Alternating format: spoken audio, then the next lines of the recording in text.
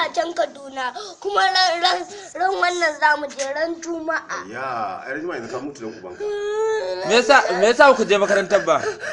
Tsaya. Kai, me yasa ku je makarantar ba? Me yasa wannan ne daman ni wallahi da an ban san ma unguwan nan ba na ran. Wa ya tsallako da kai to? Kaga wannan ba ya tsallako da datewa da tarewa. Kullum sai ya bani labari. Wai ya muga wai sun riga mu tarewa an unguwan mu duk wai an riga. Ko ka faɗi gaskiya. Ko ka faɗi gaskiya. Allah idan na faɗi gaskiya da duk za ku kyale. Ka faɗi gaskiya. Na rantsa girman manzon Allah sallallahu alaihi wasallama shine ya fara dauko ta. Na rantsa da Allah. Ai ya ce ya dauko ta ya hawo. Ani an yaga. Ya faɗa ya ce an ɗauko da ita. Kai da aka ɗauko ta me kai mata? Ni shi ya fara cire mata wando.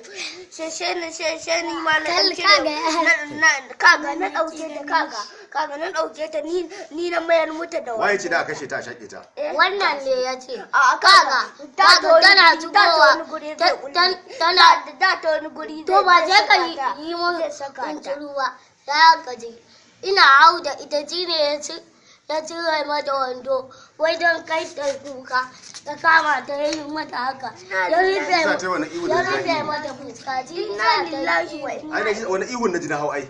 inna lillahi wa inna. To ko me ya kawo ka na ku da kuka tafi makaranta ga tsallake ta me ya kawo ka na ku duka? Allahu yau zan da wulaina.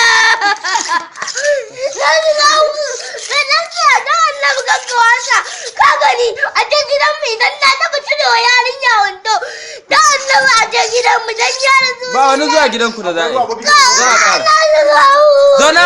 Waya Allah, waya Allah ku jale ni. Dan yaran ya faɗi. Sai ka faɗi gaskiya. Zauna ka. Allah zan da Shi kai aka yanka